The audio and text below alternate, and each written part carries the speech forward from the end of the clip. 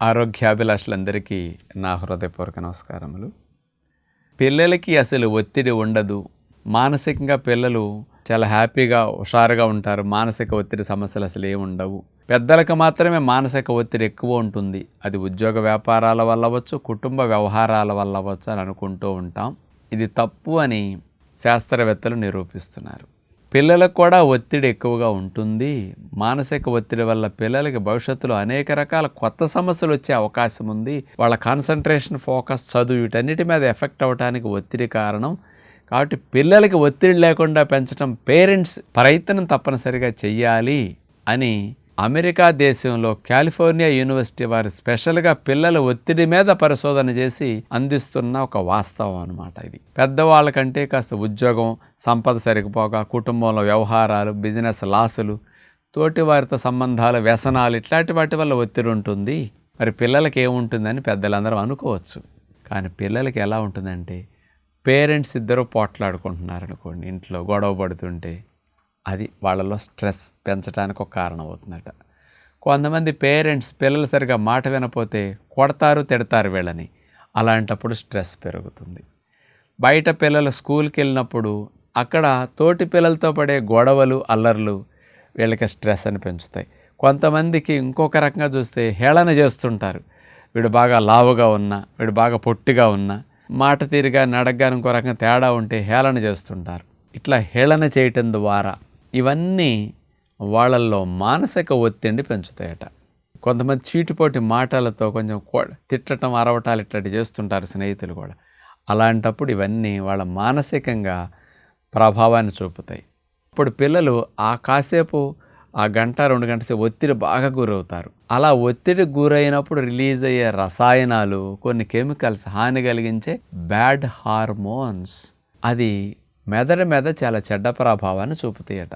ఎందుకంటే happy hormones మెదడుని, నరాల్ని స్మూత్గా పనిచేసేట్టు సహకరిస్తాయి.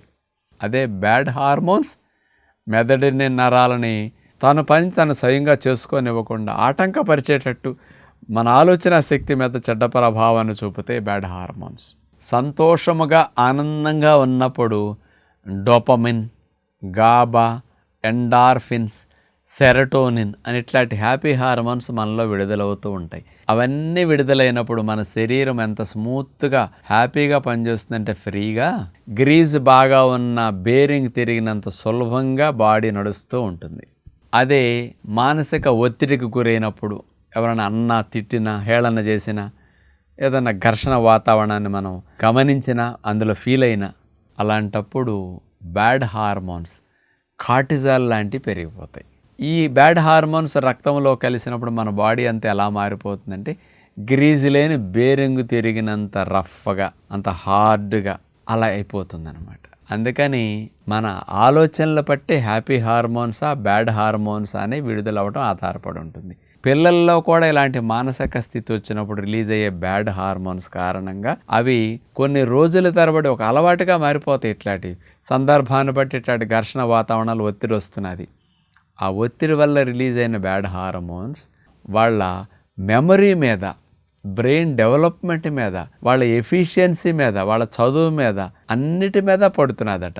ఎప్పుడైతే ఈ కార్టిజాల్ హార్మోన్ ఎక్కువ అవుతుందో ఇవన్నీ తగ్గిపోతుంటాయి. వాడి ఫోకస్ తగ్గిపోతుంటుంది. పిల్లల యొక్క కాన్సన్ట్రేషన్, ఫోకస్ ఎఫెక్ట్ అవ్వటానికి ఒత్తిడి కూడా ఒక కారణం. కాబట్టి ఇలాంటి ఒత్తిడి లేకుండా పిల్లల్ని పెంచడానికి మరి మీరందరూ ప్రయత్నం చేయాలనేది ఇట్లా స్పష్టంగా అర్థమవుతున్న పరిశోధన విషయం అన్నమాట.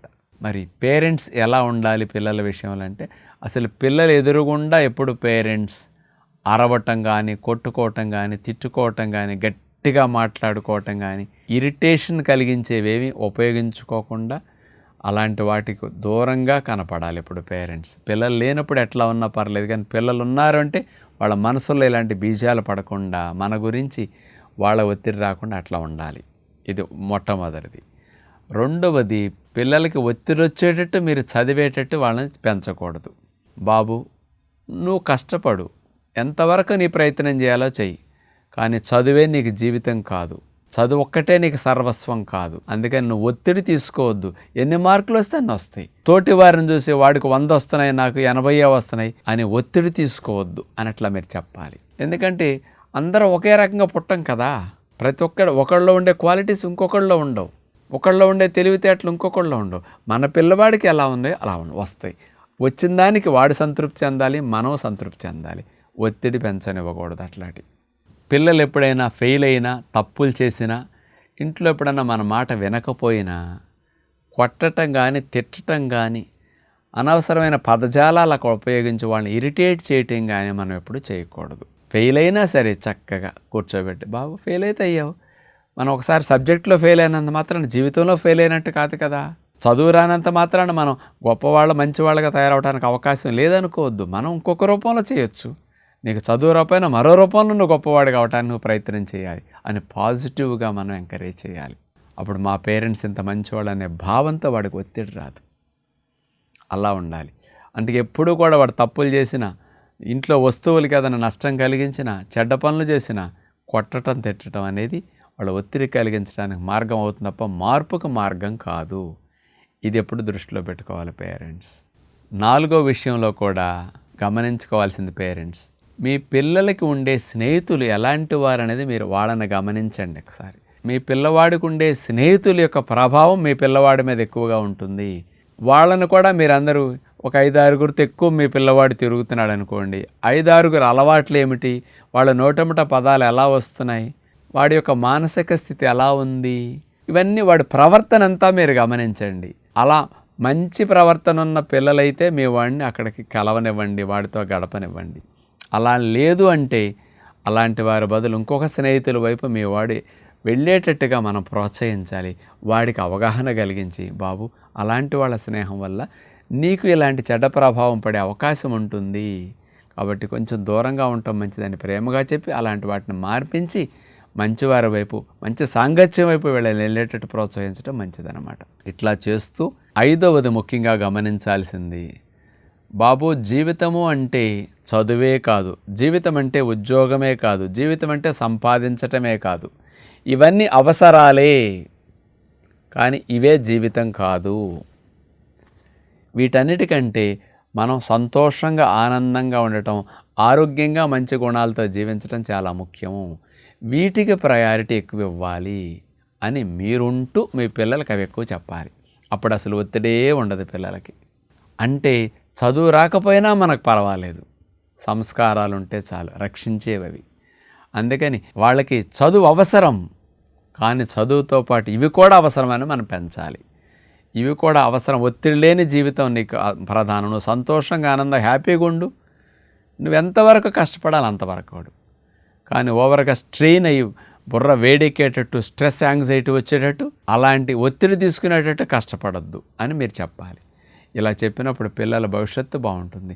పిల్లలకి కనుక చిన్న ఏజ్లో ఒత్తిడి వస్తే ఒబిసిటీ రావటానికి, హార్మోన్స్ ఇన్బ్యాలెన్స్ సమస్యలు రావటానికి, అంటే ఇమ్యూనిటీ డౌన్ అయిపోవటానికి, ఆటోఇమ్యూన్ డిజార్డర్స్ రావటానికి ఒత్తిడి కారణమవుతున్నదట.